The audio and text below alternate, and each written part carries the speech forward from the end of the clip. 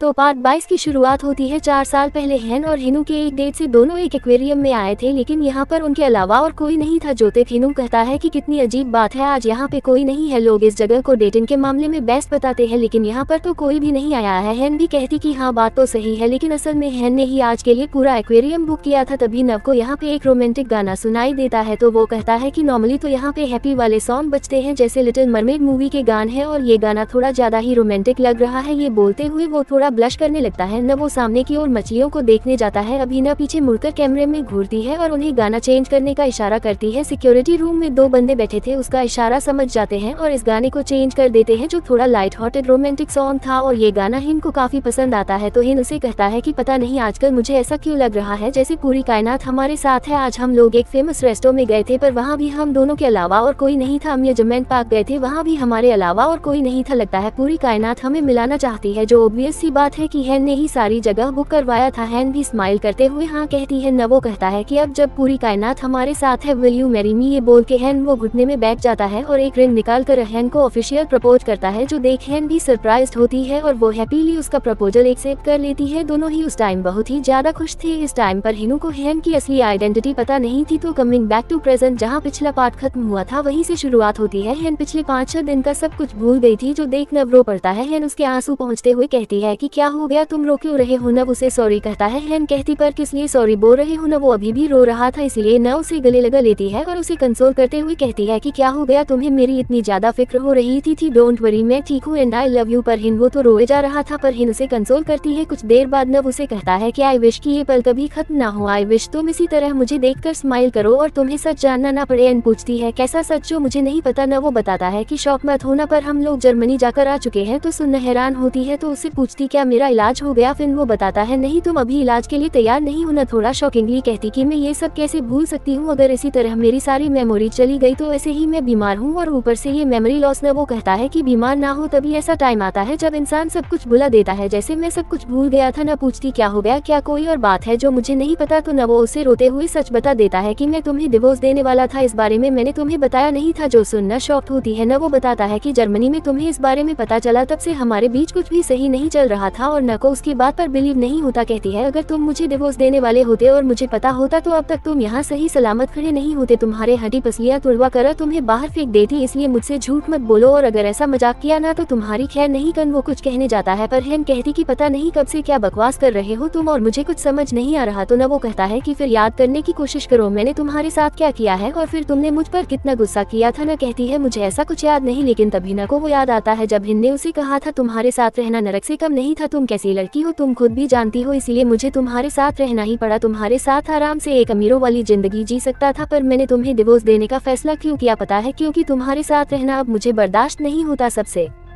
ज्यादा मैं तुमसे नफरत करता है। पर हिनू उसे और ज्यादा गुस्सा दिलाने के लिए कहता है सच कहूँ तो मैं बहुत खुश हुआ था जब मुझे पता चला तुम मरने वाली हो, इसलिए मैंने ये सब किया था कि शांति से मुझे डिवोर्स मिल जाए, पर मैं पकड़ा गया और मेरा प्लान बर्बाद हो गया। सो अगर तुमने मुझ पर बिना कोई एक्शन लिए जस्ट मुझे डिवोर्स दे दिया तो मैं तुम्हारा बहुत शुक्रगुजार रहूंगा। क्या तुम ऐसा करोगी। यह याद आते ही हैन पीछे हट जाती है। फिर वो उसे समझाने जाता है, पर हैन कहती है मुझे याद आ गया है कि तुम मुझसे कितना नफरत करते हो। तुमने सोचा था मुझसे शादी करके आराम से जिंदगी बिताओगा, पर ऐसा नहीं हुआ, तो मुझे डिवोर्स देने का प्लान बनाया। मेरी ऐसी हालत देखकर तुम्हें बहुत खुशी हुई होगी ना, तुमने मेरे साथ इतना सब कुछ किया था पर मैं भूल गई थी और तुमसे फिर प्यार से बात कर रही थी, ये देखकर तुम्हें तो बहुत अच्छा लगा होगा ना। शनू रोते हुए उसे कहता कि नहीं ऐसा नहीं है, और न कहती कि दुखी सिर्फ तुम नहीं थे मैं भी दुखी थी, इसलिए मैं अपनी बची हुई जिंदगी तुम्हारे साथ और नहीं बिता सकती। न वो उसे समझाने के लिए कुछ कहने ही जाता है, पर हैन कह देती है कि हमें अलग हो जाना चाहिए, इसलिए मुझे डिवोर्स चाहिए। ये बताकर हैन और ये सुनकर हिन वो दोनों ही बहुत सैड थे। सीन कट होता है अगले दिन। हिन वो अपने डिवोर्स अटॉर्नी यानी यान को लेकर न के ऑफिस की ओर आता है। यान कहता है कि जब तुम दोनों खुद ही डिवोर्स चाहते हो तो फिर यहाँ आने की क्या जरूरत थी, वैसे भी तो तुम एलिमनी के तौर पर कुछ भी नहीं लेने वाले। वैसे न का वकील कौन है। न वो कहते हैं पता नहीं मैं भी नहीं जानता। उसे तभी लिफ्ट खुलने की आवाज आती है और लिफ्ट में से बाहर आया है विंसेंट कुसानो। बाहर आते ही वो इन दोनों को देखता है। न वो और यान तो उसे देखते ही रह जाते हैं। कुछ देर में न भी लिफ्ट से बाहर आती है तो वो विंसेंट के साथ अंदर चली जाती है। विंसेंट अपने पुराने अंदाज में हैन का बैग पकड़ के ले जाता है। यान कहता है कि हैन का टोनी यही होगा। न वो कहता है है हाँ तो इसमें क्या हुआ। यान कहता है कि तू शायद इसे नहीं जानता, ये बहुत ही खतरनाक बंदा है न। वो कहता है कि हमारी तरह ही कोई अटॉर्नी होगा। तो यान उसे कहता है कि ये कौन है, इस बारे में बहुत सारे रूमर्स हैं। कोई कहता है कि ये किसी कंग्लोमेरेट फैमिली का सबसे छोटा वारिस है, एक सोल्जर भी रह चुका है, इसे हमेशा स्पेशल मिशन के लिए भेजा जाता था। कोई कहता है ये किसी स्पेसशिप से आया है। लोग तो ये भी कहते हैं कि ये एक वेयरवुल्फ है, इसका नाम है विंसेंस और वो माफिया से बिलोंग करता है। तो इन सब नामों से सन जुंकी के पुराने मूवीज एंड सीरीज को इंडिकेट किया गया था, जैसे कंग्लोमेरेट फैमिली यानी कि रिबॉर्न रिच ड्रामा, सोल्जर यानी descendants of the sun, spaceship से आया हुआ यानी एक मूवी आई थी जिसका नाम था स्पेस स्वीपर्स, और वेयरवुल्फ इंडिकेट करता है सन जुंकी की one of the best movie werewolf boy in. वो कहता है कि अच्छा तो वो माफिया गेम इसका है। यान कहता है कि अभी वो गेम वाला माफिया नहीं, ये असली का माफिया है, डॉन वाला माफिया, और ये इटली के माफिया का बॉस है जो खुद एक लॉयर भी है। मैंने सुना था ये इटली वापस चला गया था पर ही ने उसे अपना डिवोर्स एट ने बनाया है। ये सोचकर ही मुझे डर लग रहा है क्योंकि ये बातों से नेगोशिएट नहीं करता, ये सिर्फ गन से नेगोशिएट करता है और न ने इसे बुलाया है, मतलब वो तुझसे कुछ ज्यादा ही नाराज है और वो तुझे माफ तो बिल्कुल भी नहीं करने वाली है। और ऑनेस्टली कहूँ तो तूने सच में उसके साथ बहुत बुरा किया है, ने उसके साथ प्यार का झूठा नाटक किया ना। वो कहता है साले तूने ही तो कहा था। यहाँ कहता है मुझे लगता है कि हेन ने विंसेंस को तुझे मारने के लिए ही बुलाया है। ये सुनकर हिनू तो इमेजिन ही करने लग जाता है। इसमें विंसेंजा ने हिनू के सर पे गन रखा हुआ था और उसे कह रहा था कि तुमने मेरे क्लाइंट को धोखा दिया है, जिसे सिर्फ डिवोर्स से तू ठीक नहीं कर सकता। तुमने जो ये एविल काम किया है उसके लिए तेरी सजा मौत है। लेन वो तो डरते हुए कहने लग जाता है कि प्लीज मुझे माफ कर दो, मैंने कुछ नहीं किया, ये सब यान ने मुझे करने के लिए कहा था। यान भी यही इमेजिन कर रहा था। कमिंग बैक टू प्रेजेंट, यान कहता है कि यही उसका प्लान है पर हिन वो कहता है कि बकवास बंद कर और अंदर चल। यान कहता है कि भाई प्लीज क्या मैं वापस जाऊं, मेरी फैमिली और मेरे बच्चे भी हैं। फिर वो कहता है कि जो चाहे वो कर ले, ही कहकर वो अकेले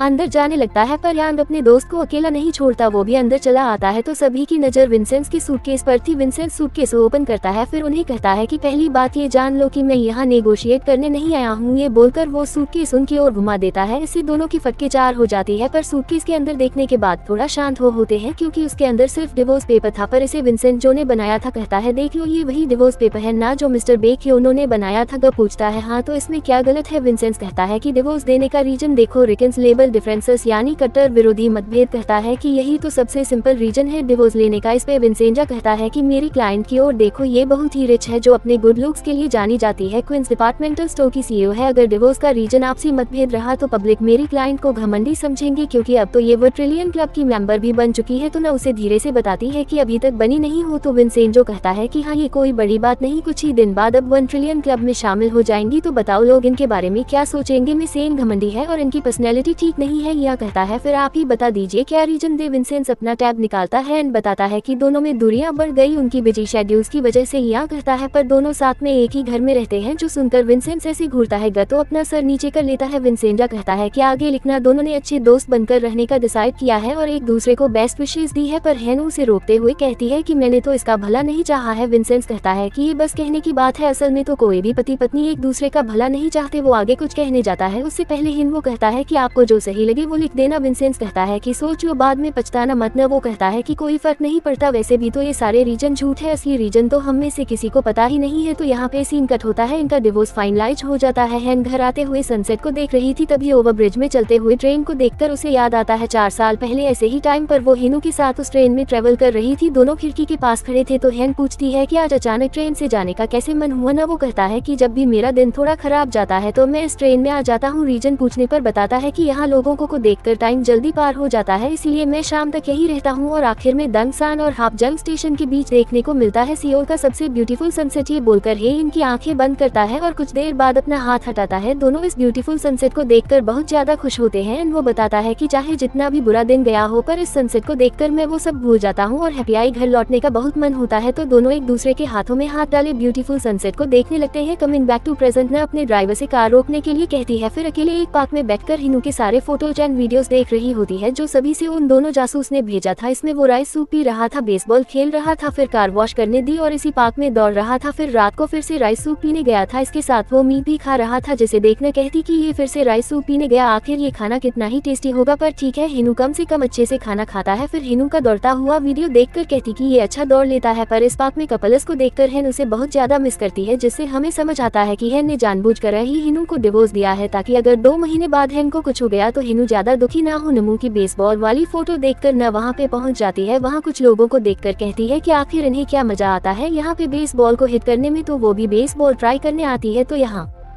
बॉल उसको हिट करके हेन को काफी अच्छा लगता है। इसके बाद हेन जाती है ग्रैंडमास होम कुकिंग में, जहाँ यनु खाना खाने जाया करता था। उसी टेबल पर बैठती जहाँ हिनु अकेले बैठा था, उसे याद ही कर रही थी कि तभी उसके पीछे वाले टेबल पे हिनु यान के साथ पहुंच जाता है। हिनु की आवाज सुनकर नर थोड़ा नर्वस होती है और वो उस पिलर के पीछे अच्छे से छुप जाती है। हिनु से ऑर्डर लेने के बाद नर हेन से ऑर्डर लेने आती है। हेन बहुत ही धीरे से कहती कि राइस सूप और एक बोतल सोजू लाओ। यान हिनु से कहता कि तू राइस सुपर सुंदे कभी खा नहीं पाता क्योंकि तेरी वाइफ को इसकी स्मेल पसंद नहीं थी। चलो अच्छा ही हुआ तू उस कैद से तो बाहर आ गया, और जब तुझे डिवोर्स का फायदा भी हो गया तू अब सब कुछ बेफिक्र होकर खा सकता है। कोई अब तेरा पीछा नहीं करेगा, तुझे भागकर उनके घर नहीं जाना पड़ेगा। उनके चक्कर में तुझे हमसे मिलने का टाइम ही नहीं होता था, तुझे चेयरमैन और तेरे सासू माँ के एक कॉल पे भागकर जाना पड़ता था। थैंक गॉड कि तू अब शांति से खा सकता है। उस फैमिली के झमेल के चक्कर में तुझे किसी और से मिलने का टाइम तक नहीं मिलता था, इसलिए तुझे हमेशा डिनर अकेले करना पड़ता था। ये सब सुनकर हेन को भी उसके लिए बुरा लगता है, लेकिन वो कहता है कि मैं जानता हूँ पर मुझे यही लाइफ चाहिए था। यान कहता है तू पागल है क्या, ऐसी गुलामी वाली जिंदगी तुझे कैसे पसंद आती है। न वो कहता है पता नहीं यार, पर मैं बस हेन के साथ रहना चाहता था और अब भी वही चाहता हूँ। जो सुनन बहुत इमोशनल होती है तो दोनों ड्रिंक करते हैं। इसी के साथ इस पार्ट का एंड यहीं पर होता है। अब आगे इनकी कहानी में क्या क्या ट्विस्ट आएंगे देखेंगे हम अगले पार्ट्स में। वीडियो पसंद आई तो वीडियो को लाइक कर देना, चैनल पर पहली बार आए तो do subscribe and hit the bell icon. जल्दी ही मिलते हैं अगले पार्ट में, तब तक के लिए take care and bye bye.